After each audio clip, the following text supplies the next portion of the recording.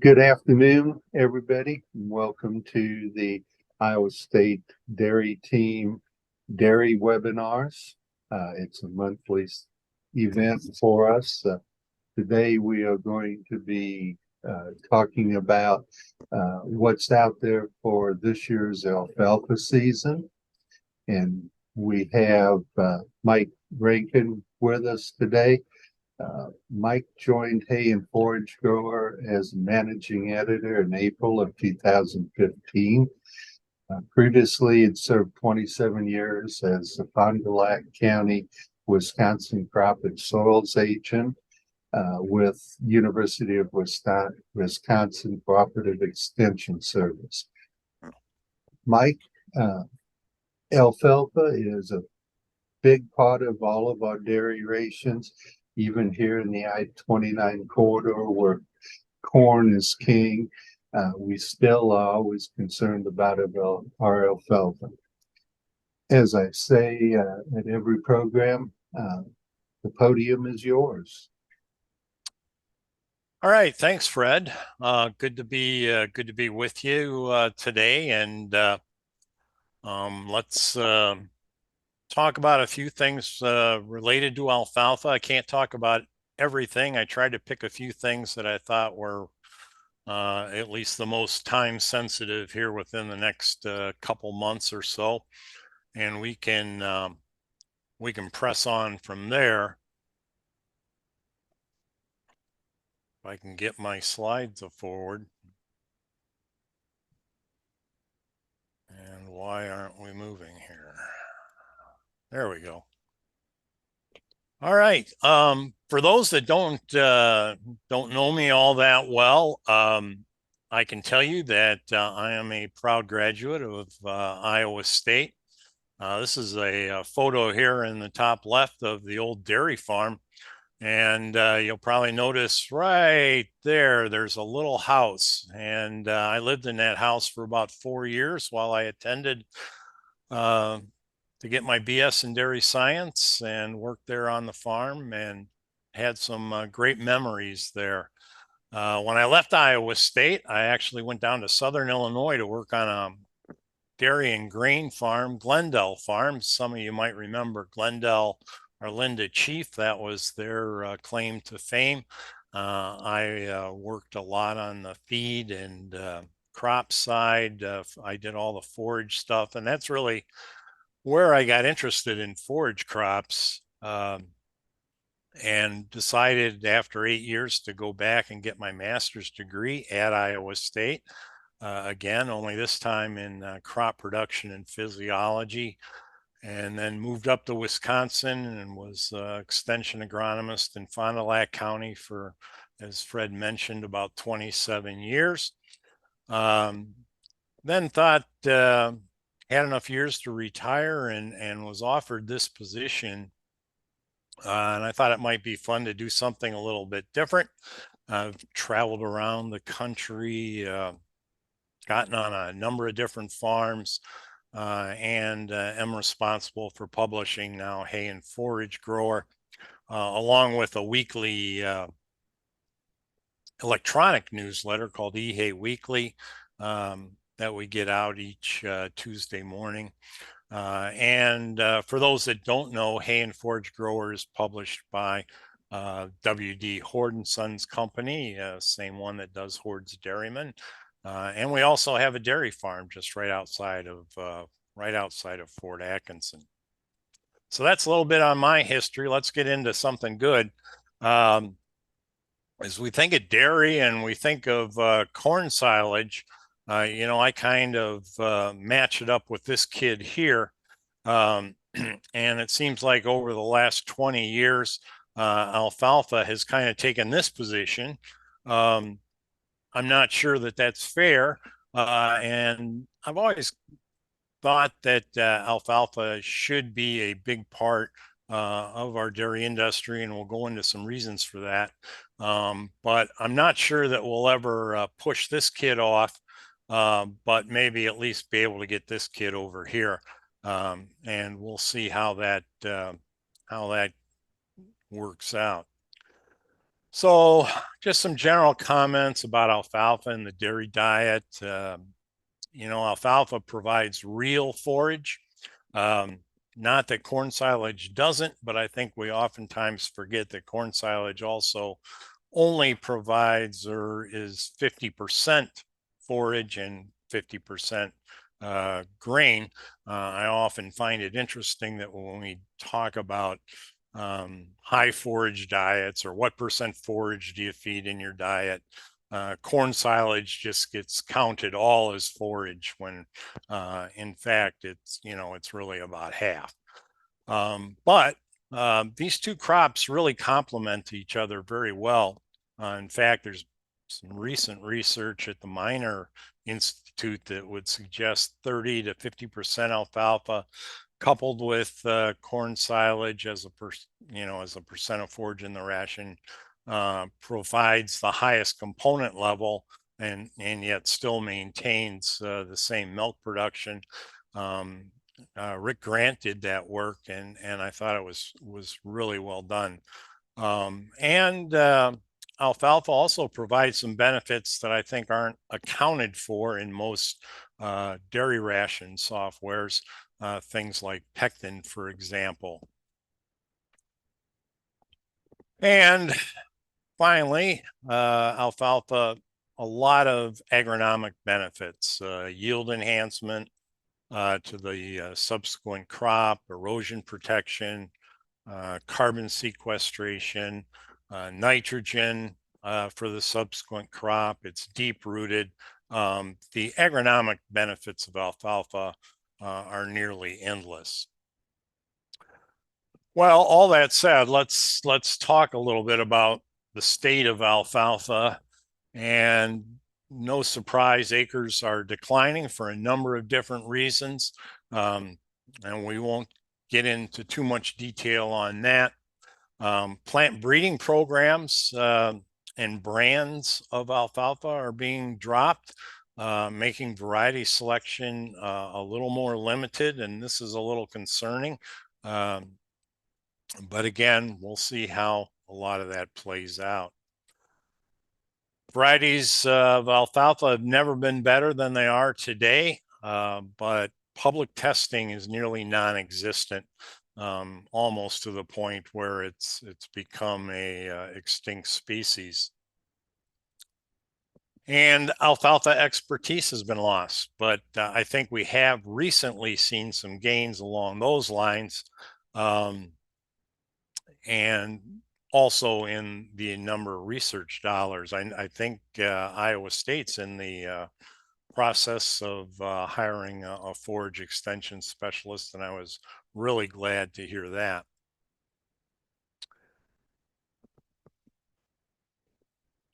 Despite all of this, alfalfa still remains the third or fourth highest value crop in the U.S.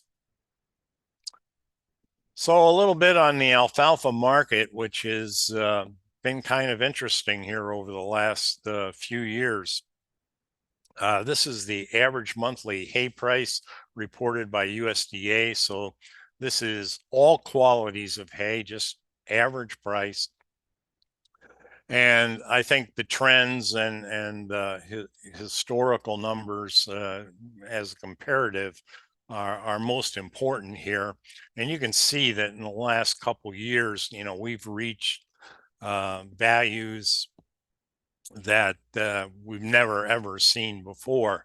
Um, Previously, our biggest jump followed those droughts of 2011 and 2012 and some high commodity prices. But we never got to the point that we got to over this past year. Now, recently, we've started to come down a little bit, and we've been bouncing around here. And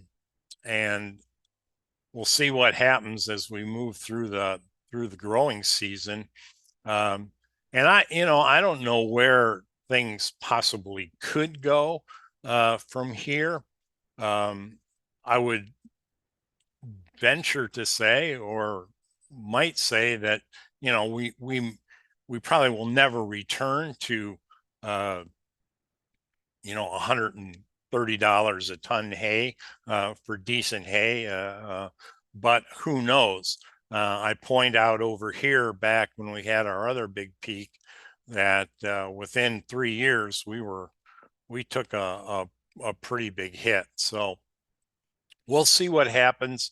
And I think well, let's take a look at this chart first. This is monthly prices received for premium and supreme quality alfalfa hay. Now, USDA started tracking this for the dairy margin coverage program. So they take a 5-state average of the largest dairy states, the top 5 dairy states, being California, Idaho, New York, Texas, and Wisconsin. And although they do a few other states just in case there's some movement here, but in February that price was $3.24. It had come down a little bit from January, but it's still about $40 ahead of where we were a year ago.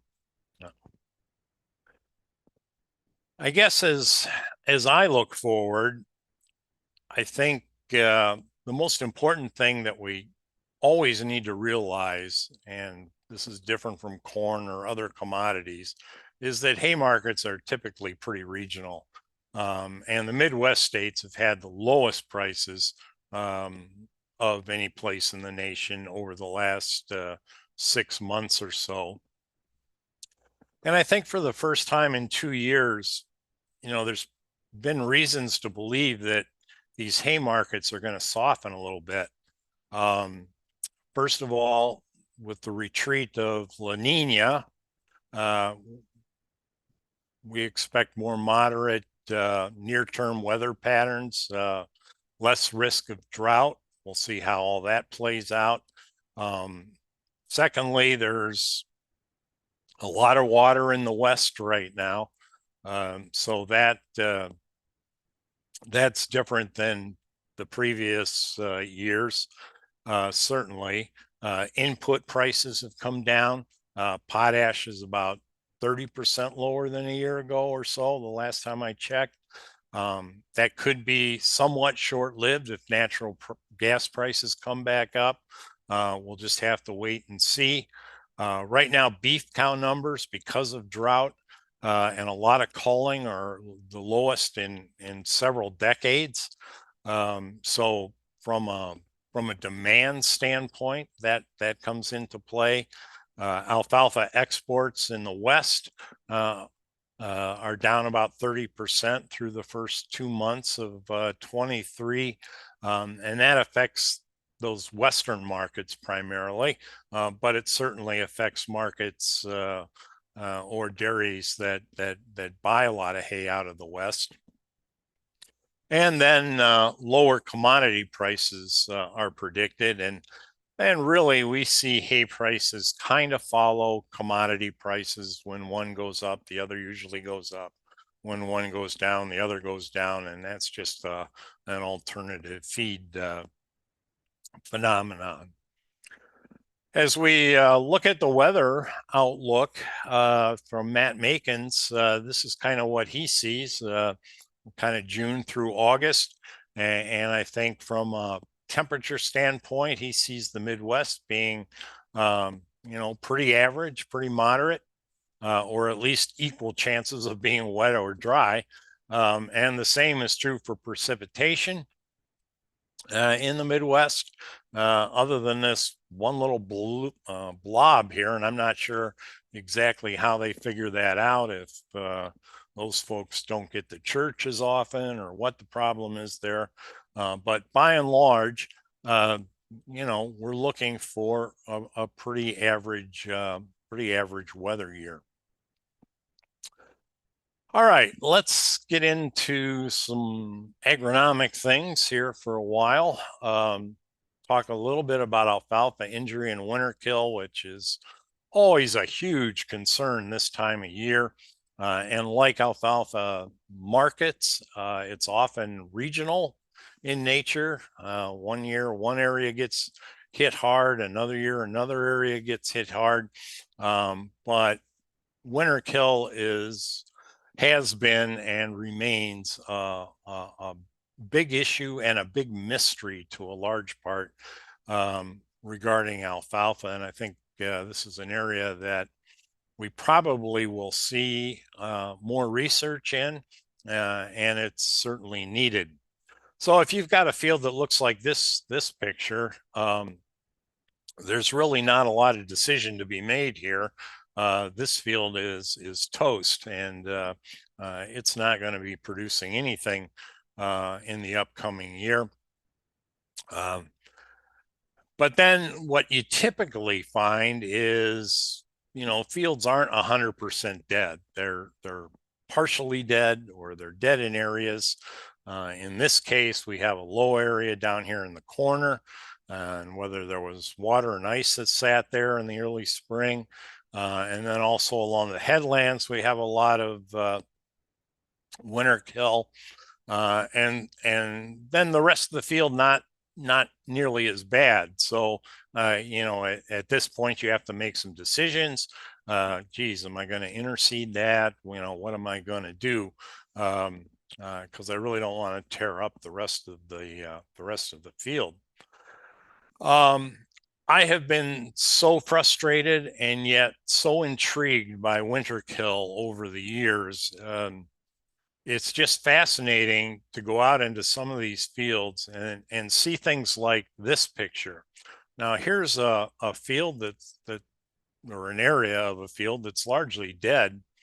And yet we have this small patch about the size of a kitchen table. And those plants look perfectly fine for the most part. And if you look at it, you can't really see any difference. Is it slightly higher elevation? I couldn't tell that with the naked eye. But something very small enabled that alfalfa to be okay and everything around it to be dead. And so winter kill is just something that we deal with from year to year. And we certainly need a lot more answers about it than what we have. And, it's always recommended to dig up plants and kind of see what's going on. I don't think you have to be a rocket scientist to look at this. This plant's not totally dead. It's got some life to it.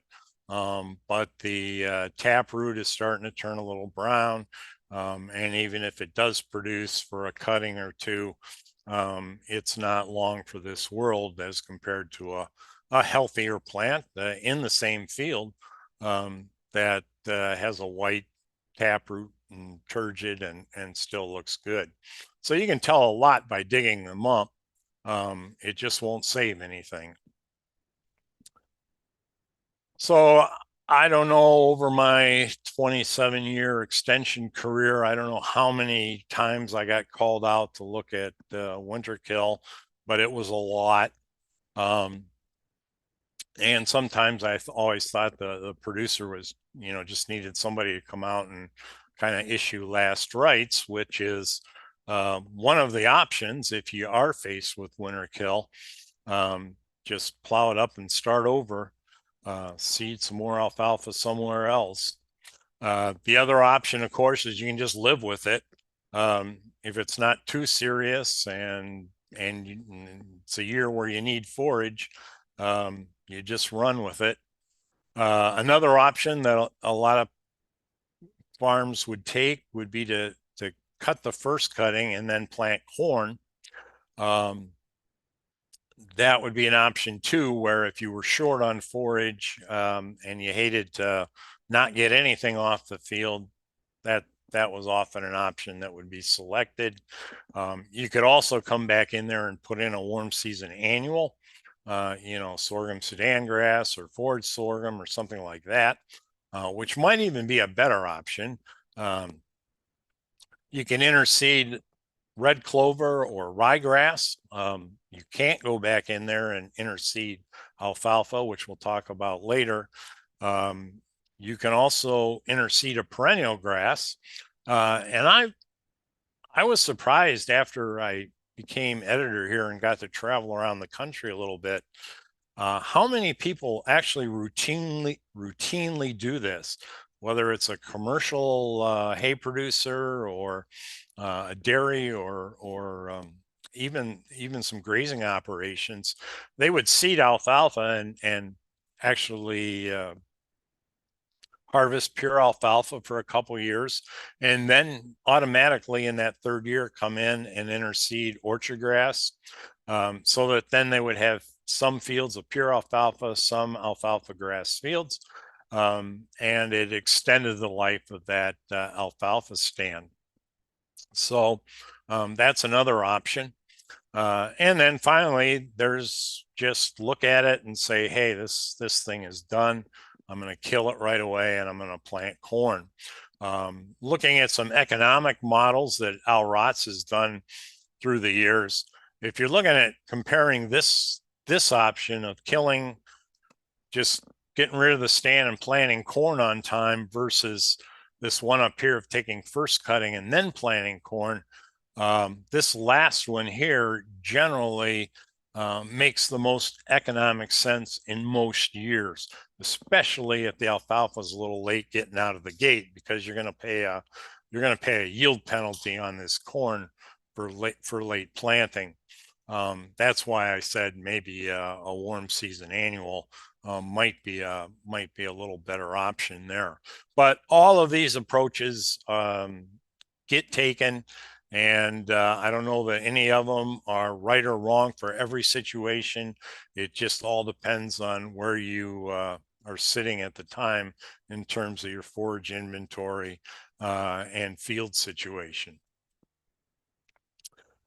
All right, let's move away from that more somber topic to getting a new stand established. And it's really important to start with good genetics. It's no different than dairy cows, really, in terms of picking a variety that's disease resistant and performs well. The problem with the performance piece of that is, again, there's really no third-party alfalfa variety testing programs to a large degree in most states. So you're often at the mercy of the marketer.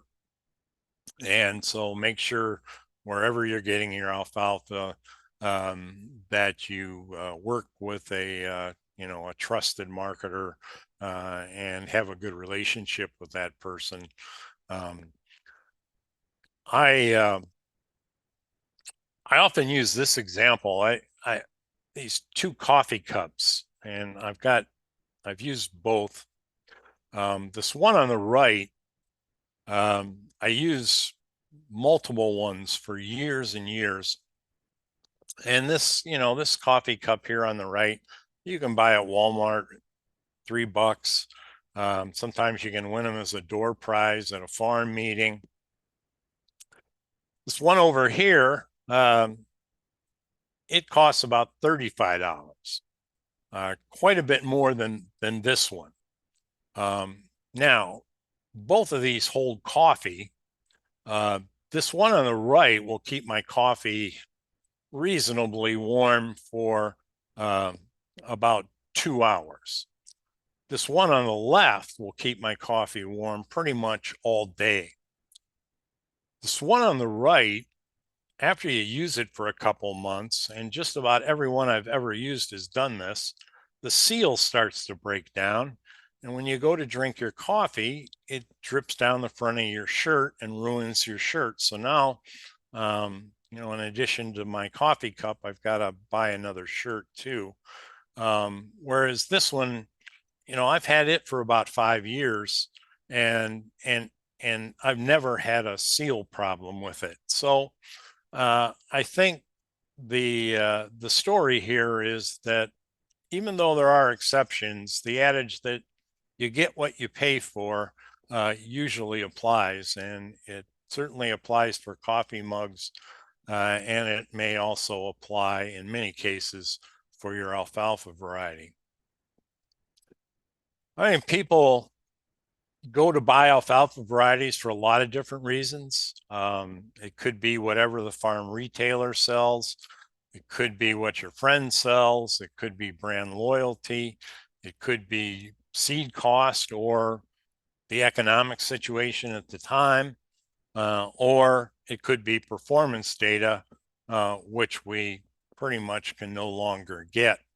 But the point I want to bring up is even with better alfalfa varieties that get up here in this price range, your seed cost is a pretty minimal amount of your total production cost for alfalfa when you consider you're going to prorate it over several years and look at the cost of some of the other things that are involved in producing alfalfa. And I also came to the realization here a while back that even with a fairly good variety, your seed cost is, you basically get your seed cost back with the nitrogen credit that alfalfa provides on the back end. So that's another thing to think about. How much seed is too much seed? Seeding rates, I used to get a lot of questions and I used to get into a lot of discussions about the best seeding rate. And I don't know that there is a best seed. Well, in fact, I know there isn't a best seeding rate, but there's a lot of things to kind of keep in mind. First of all, you have to realize that every 5 pounds of pure live seed that you drop out there equates to about 25 seeds per square foot.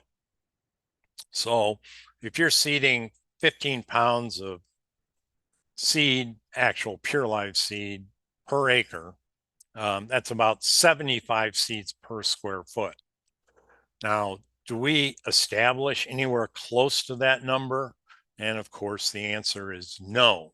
Alfalfa's batting average for establishing productive alfalfa plants is pretty low, below the Mendoza line. And now we have seed coatings, which add kind of another variable to the seeding rate decision. Some seed comes with no coating, some seed comes with some coating, and some seed comes with a lot more coating. It can be upwards of the third of the weight of the bag. So there's no right or wrong on that, by the way. And oftentimes, I wouldn't even worry about how much coating there is. Rather, I'd worry about what the variety is that comes with that coating.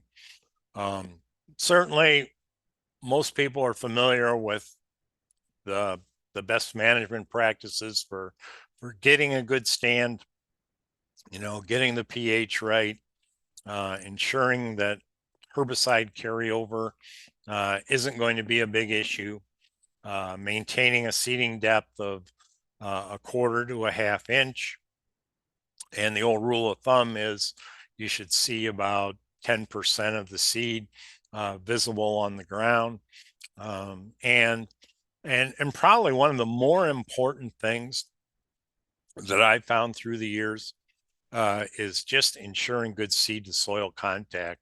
And that can mean packing that soil before you seed, which helps keep a uniform depth, and then maybe also packing afterwards as well. But seed to soil contact is really a really critical issue. I've always found seed or alfalfa stand dynamics to be pretty interesting. Over here, we see a study from Penn State where they looked at 6, 10, 14, and 18 pounds of, now this would be pure live seed per acre. So, and then they track that out over the next couple of years. And so what you see is that your initial stand densities are going to be a function of your seeding rate. So if I'm seeding 6 pounds, it makes sense that I'm going to see less plants established, seedlings established, than if I'm seeding 18 pounds. And these were taken at the 3 to 4 trifoliate leaf stage. But then through the seeding year, your plants per square feet start to decline. So you can see this is after the first seeding year harvest. These bars here and then these bars here are the fall of the seeding year. And we start to see some contraction in the differences between these 4 seeding rates. And if you seed, if you're one of those people that really believe in a high seeding rate, then you're going to have to get your economic yield, or you're going to have to pay for that higher seeding rate with yield in that first year. Because by the fall of, and really mid first production year, there's no difference. And so what you find is that at these higher seeding rates, there's just a much higher percentage of the plants that simply don't make it and kind of weed themselves out from competition. So here's several seeding rate studies that I pulled out. And you can see these are different areas. I think most of them are probably Midwest. Here are the seeding rates evaluated. So they went all the way up to a high of, in this case, 30 pounds per acre. Here's one at 22. But over here is the rate above which there was no significant seeding year yield difference. And you can see most of these are, 9 to 12 or 13 pounds. Now, I'm not suggesting, and I never recommended that, we necessarily seed at that rate in terms out of the drill. I mean, these studies are usually done in pretty optimum conditions. But I think the point being is seeding rates don't have to be quite as high as some people think they might need to be. Now, if you do have higher densities in that seeding year, you're going to have taller plants. And you actually see this in a lot of fields where you double up on the headlands, where you turn or whatever, and those plants are always out and taller and look so much better. But stems per plant is really what we're concerned about. And that's directly correlated with your plant density. So if you have a lower density, you're going to have more stems. And at the end of the day, in terms of seeding rates, you just got to know where you're at your farm. And what I used to tell people to do was go out there 30 days after you seed and count plants per square foot. And then do that again in the fall and see where your numbers are. And, if in the fall you're sitting there with 20 to 30 plants per square foot, you're good. If you've got a lot more than that, maybe you can be thinking about backing off a little bit. Or if you don't have anywhere close to that, then you got to figure out why. And really, there's so many other factors that influence yield over the long haul than seeding rate. Whether it's variety selection or fertility or pest control or whatever it might be. I want to get back on this herbicide carryover thing a little bit because it's becoming more and more of a problem. If we look at corn herbicides, there's over 15 corn herbicides that have active ingredients with 10-month or more alfalfa rotational restrictions. And you say, well, 10 months, yeah, that might be okay for a pre-emerge or a pre-plant application, but some of these post applications also have residual. And if those get delayed a little bit for corn, and then the next spring is pretty conducive for alfalfa seeding. You know, that 10 months you can overlap pretty easily. This is some work that Mark Renz at the University of Wisconsin has started doing, and he's looking into this as we speak. But in terms of clopyralid, which is one that he's especially concerned about, it does not take very much. We're talking parts per billion down here to really start knocking down biomass. So this is something that I think, you know, more growers just need to be aware of and have in mind, because it's gotten worse. And of course, the old adage, read and follow product labels, certainly important. Recognize that weather delays, soil type, dry weather, all those things can impact one way or the other what that herbicide carryover concentration might be. And there is more work to be done, and it is being done. So I guess stay tuned on that. But we see a lot of failed or at least thinned or lower production alfalfa stands because of herbicide carryover.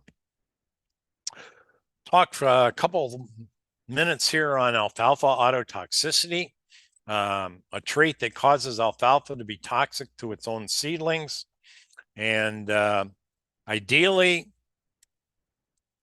a year is needed between stand termination and a new seeding, but there are a lot of variables, soil type, rainfall, all those things affect it.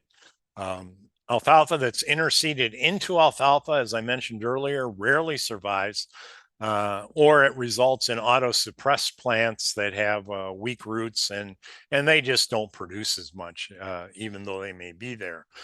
Some really interesting research going on now at Michigan State showing some big differences in actually alfalfa varieties in terms of both the variety that got terminated and the one that's going to be seeded in terms of their response to autotoxicity. And that work there, they're trying to develop a bioassay whereby growers could actually send in soil samples, and they would be able to almost rate the risk of coming back in with alfalfa at a certain point in time.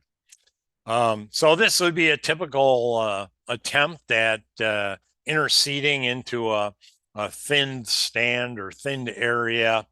And I used to say this, you know, this just never works. And in fact, I can still say that in that situation, especially here in the Midwest, it rarely, if ever, works. Now, I've had producers tell me they've done it, and I don't doubt that they don't get some plants, but those plants generally are not that productive. Some classic work at the University of Missouri, where they actually had established plants here and then seeded alfalfa out from the established plant to 2 feet, and then measured the production of this kind of wagon wheel of new seedings off one established plant. And what they found is that within 8 inches of that alfalfa plant, they got a very low survival rate. Between 8 and 16, they got some survival, but very low yield. And beyond 16, then there was no effect on yield. So that's how that kind of plays out. And it's why if you've just got scattered plants and you're trying to thicken things up, by and large, it just doesn't work. I said it never works. And then I was out in the Imperial Valley, California this past fall, doing on a tour. Now this is on the desert. This is all irrigated alfalfa. And I learned that there, at least in that part of the world, they can do it, and they routinely do it. And you can see here these new seedlings coming up. So I found that to be interesting. There are some out of the box establishment things going on here that I've run across. A number of researchers are starting to work a little bit on establishing alfalfa under corn. I've actually been to several farms where the producer was doing the same thing or trying to on some fields. John Grabber at U.S. Dairy Forage Research Center has been working on this for a long time and just keeps trying to refine it and refine it so that the risks are pretty low. I think the biggest risk here is if you have a really wet fall and you got to get that corn out for silage, what that might do to the alfalfa. But out of the box, thinking of new things. I was also up in an area where they farmers routinely would seed alfalfa into winter rye into the spring, and you have to do this when the winter rye is not too small but not too big. I think around 4 inches was ideal. And I was there just after he had taken the first cutting off, and you can see he chopped you got to get the rye off early. Before it starts heading, but you can see the rows of where the rye is. And then he had, really good stands of alfalfa actually. And this would be the new seeding coming up from after the rye was taken off. All right, let's shift gears a little bit here from establishment to first cutting, which is one of my favorite topics. I think, the first thing we need to realize is that the first cut is different from every other cutting. And there's a lot of reasons why it's different. It has a different growing environment where it starts out cold and ends maybe cold or cool and maybe really hot by the time it gets done. So that's unique. We don't have any other cutting that follows that environmental situation. Fiber digestibility in first cut goes from first to worst.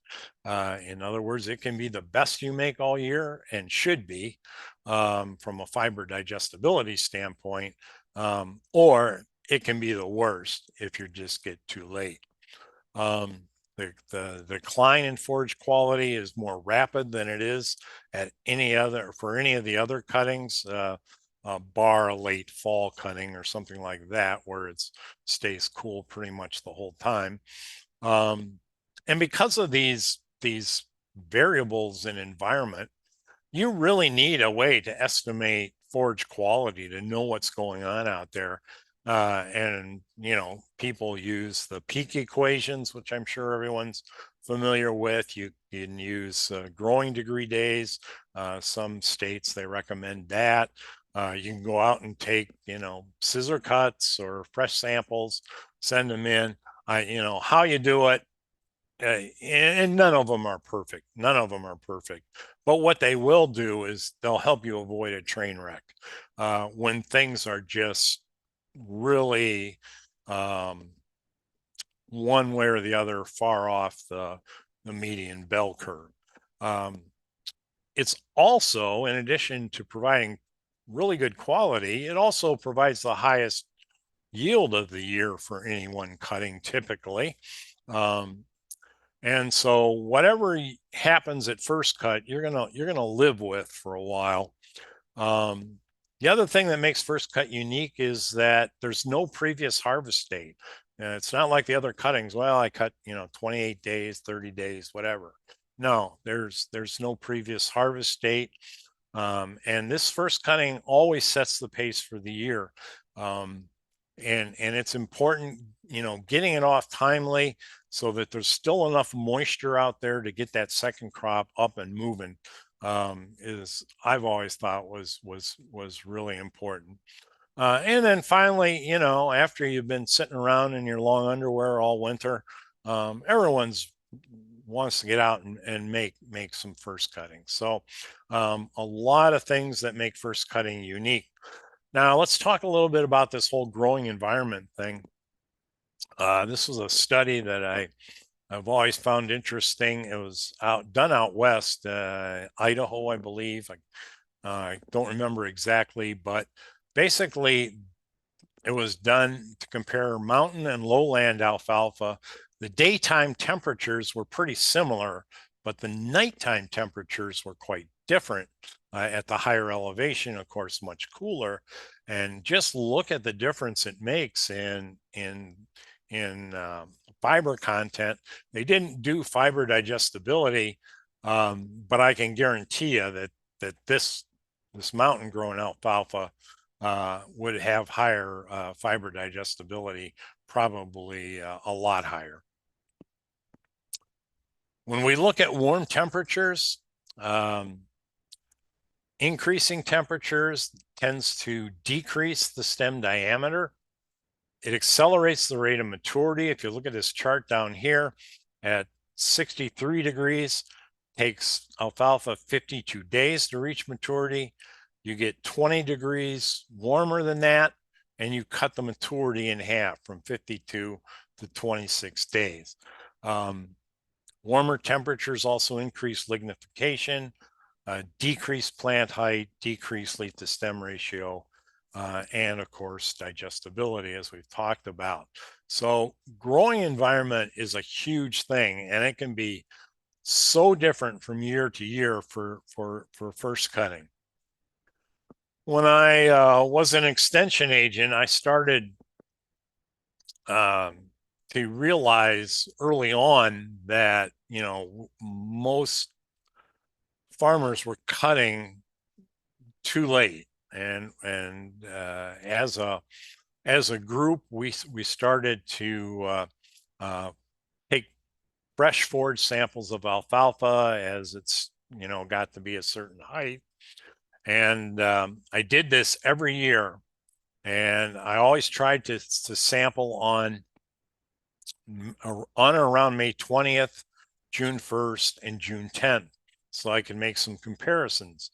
And so from year to year, just look at what in this case, relative feed value on May 20th.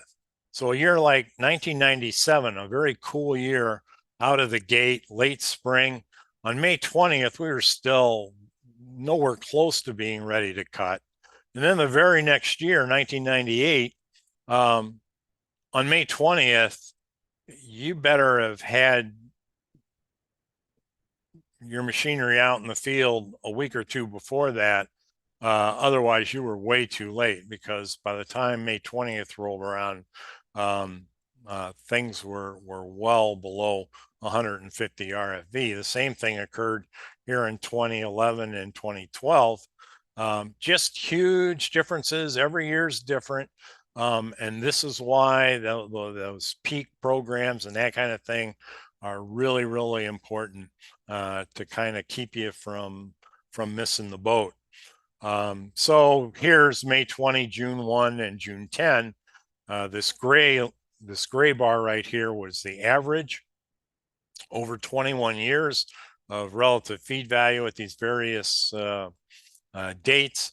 And then I just took the extreme years, the extreme late years, and the extreme early years. I guess these would be the late ones here, and these would be the two early ones. I guess what I want to point out is that early on, there's a huge, huge, huge difference. And then that tends to tighten up as you get later. Again, taking that same information, you often hear that relative feed value, or RFQ, drops about 4 points per day during the spring.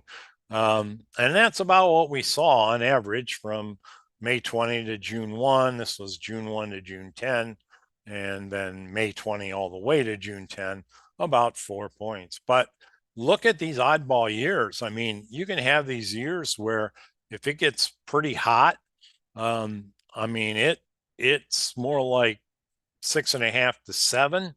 And if it's a cool year, it may only be 1.5. So every year is different, and you really need to pay attention to to what the weather conditions are giving you. RFV and RFQ are two terms that get thrown around, and I just want to emphasize here that they're not the same. If they were the same, there would have been no reason to develop RFQ, right? First of all, relative feed value, and I realize we don't balance dairy rations with these, but they're, especially RFQ is a pretty good indicator of what some of those other forage quality metrics are going to be. But RFV was developed solely for the purpose of alfalfa, looking at alfalfa. And even today, I will see university researchers, apply RFV to small grain cereal forage or something else. And it really was never meant for that. That's not how it was developed. That's not how it should be used. But what I wanted to show you here was 2 years, and this was from the Wisconsin Alfalfa Yield and Persistence Project that we started in 2007. And we actually got farms to enroll a alfalfa field. And the caveat was, and most of these farms were larger dairies that had, they really needed a drive over scale on farm.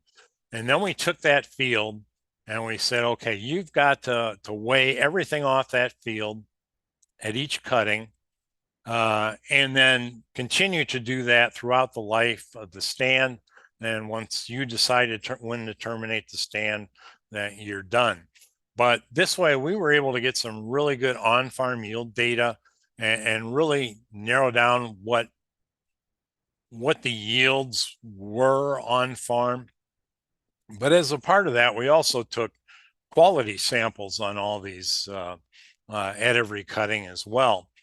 And so this is for fields across Wisconsin that were in the program in 2010, first cut, only first cut fields. And this was a fairly normal year. And so RFV down here on the horizontal axis, RFQ on the vertical axis. And if they were exactly the same, then, all those green dots would end up on that red line. But they're not, are they? So these higher quality samples, these fields that were cut a little earlier, the RFQ is almost always higher than the RFV.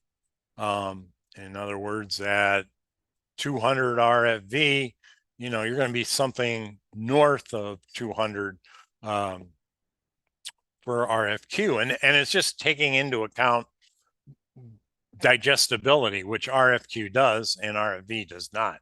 And then these later cuttings, or I presume they were later because they're lower quality, just the opposite things occur.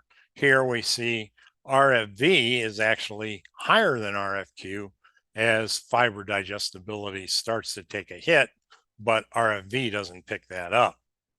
And then 2011 was a totally different spring. Again, going back to this whole environmental thing.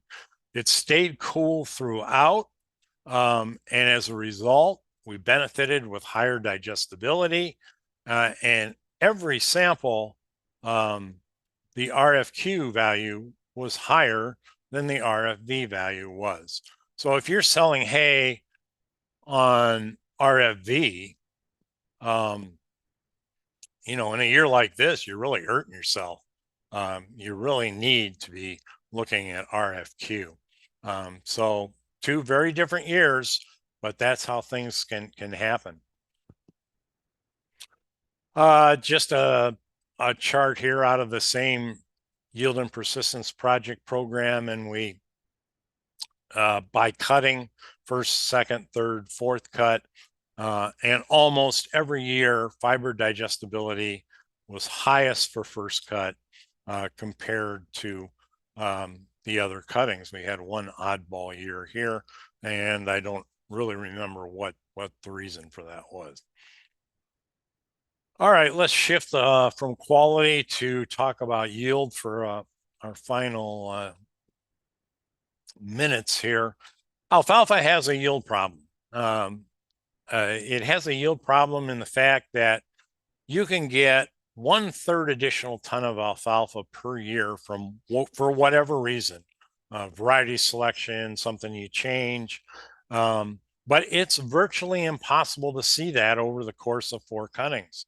But that same 1/3 that you can't see, and it's even hard to measure in a research trial, that same 1/3 additional ton has the same value of about 15 to 20 bushels of corn. Now, if I told you, hey, I got a corn hybrid here that'll always yield 15 to 20 bushels more, you jump on that in a minute.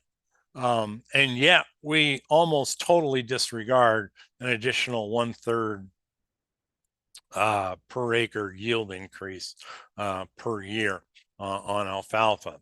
So that's a problem. You know, I mentioned earlier I wanted to know, or we started that program in Wisconsin in 2007 to figure out what farmers were actually getting for alfalfa yield. It's not like it gets measured like corn does a million times every fall. So this program is still ongoing. So we have a lot of fields and a lot of data. But I just thought it was be interesting to point out that over all these years, our average yield on these fairly decent farms, I mean, these were, fair-sized dairies, good management, a lot of manure, nutrients shouldn't have been a problem. But at least in Wisconsin, eastern Wisconsin, 4.4 tons per acre is about our average yield. Now, every year we would have, or a lot of years we'd have fields that would go over 6. The blue bars would be the highest yield for an individual field that year. And these would be the low yields. And most of these, there was a reason for. Maybe it was only 3 cuttings. Maybe it was an environmental thing. Who knows? But 4.4 is where we kind of line up. And it really hasn't moved a whole lot. So what limits our on-farm alfalfa yields? Well, my first 3 on the list are water, water, and water. And, I've been out to Idaho and Washington State, similar latitudes. They grow the same varieties as we do. It's the same length of growing season. But they average, 6 to 8. But almost all their alfalfa is irrigated. And I think that's the difference. And in administering that alfalfa yield and persistence project that we've been doing, when I was in extension, it hit me one year that really the problem is alfalfa doesn't have a growing season. It has growing seasons. Every cutting is its own growing season. And if you have 2 weeks of dry weather, that has a huge impact on that next cutting or the one after. Whereas corn, it can plow on through and make up time later on in the growing season.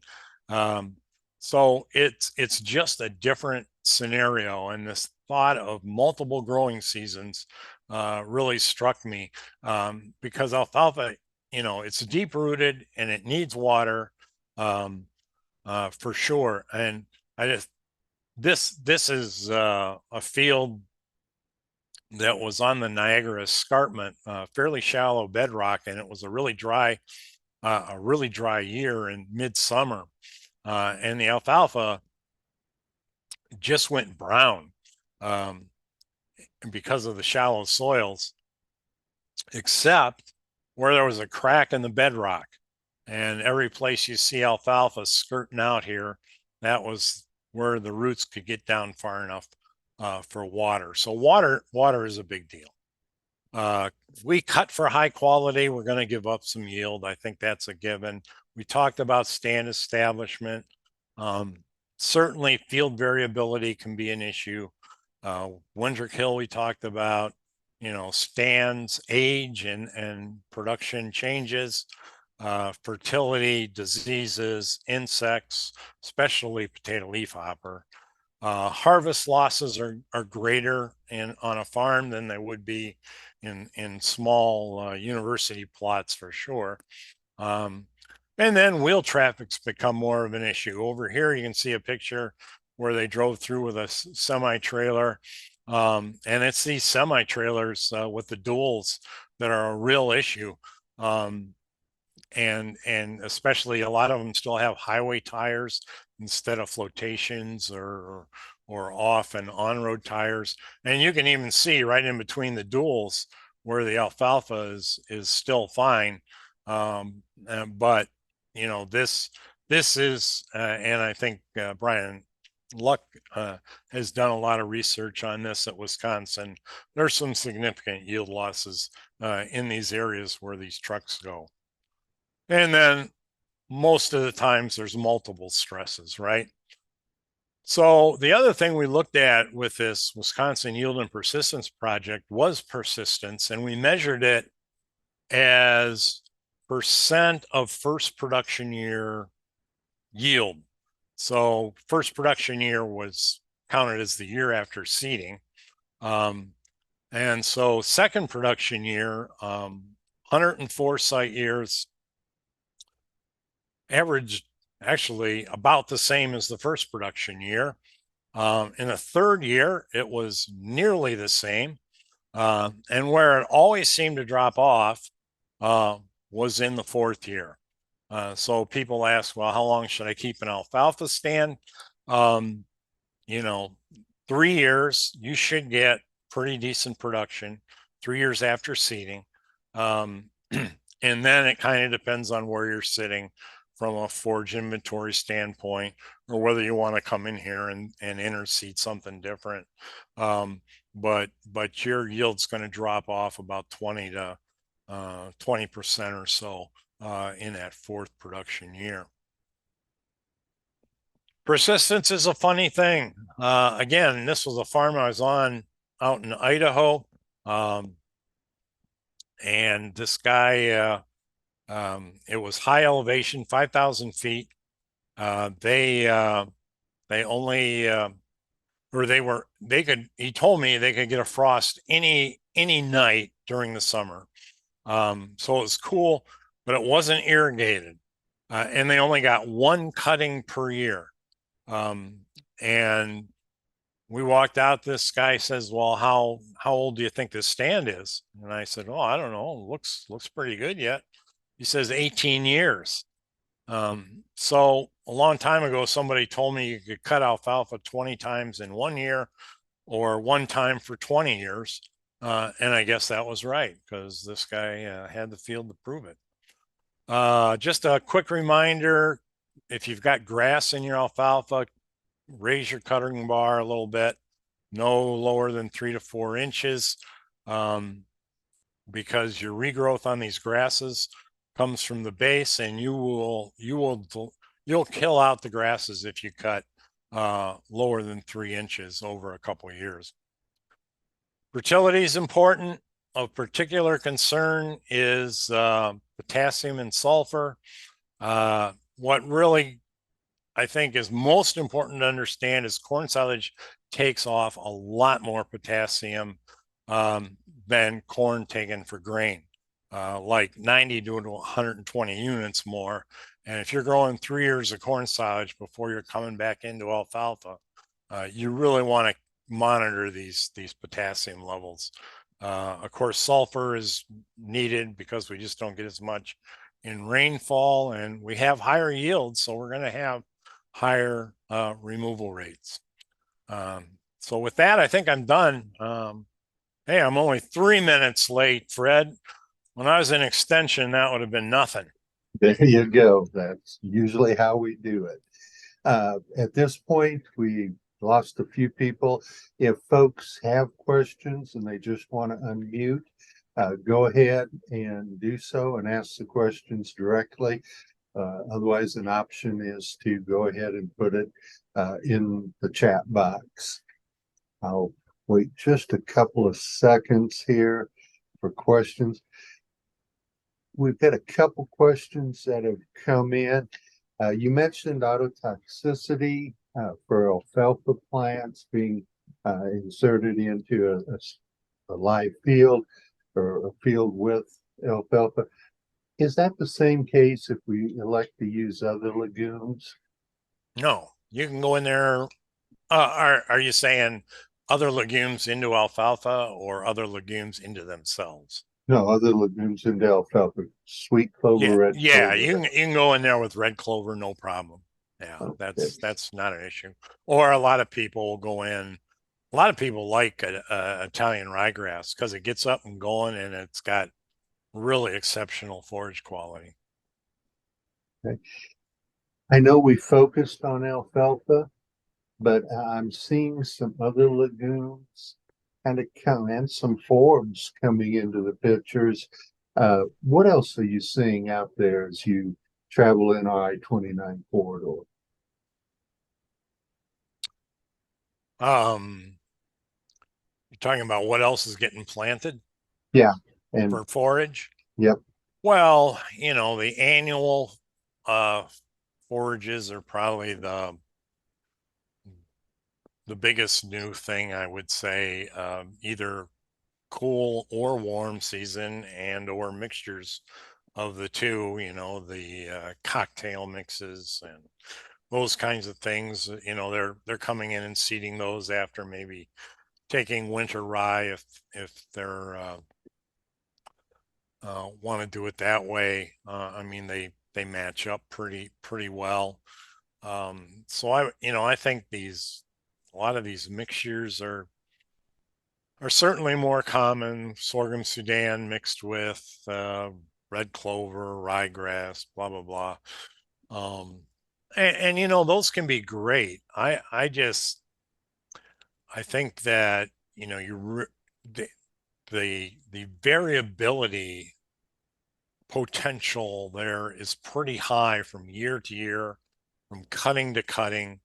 And so you better have a nutritionist that's used to working with that kind of a system, and then decide how you're going to store it. Because if you want to be critical of alfalfa because it can be a little too variable in a dairy ration, um, those bring it to a whole new level in my way of thinking. Okay. You've given a kind of a cursory mention to our alfalfa export market. Hmm. Help us understand how important that is to the alfalfa market that we deal with at a local hay auction. Well, in the Midwest, it's probably not a big factor at all. As I mentioned, markets are regional.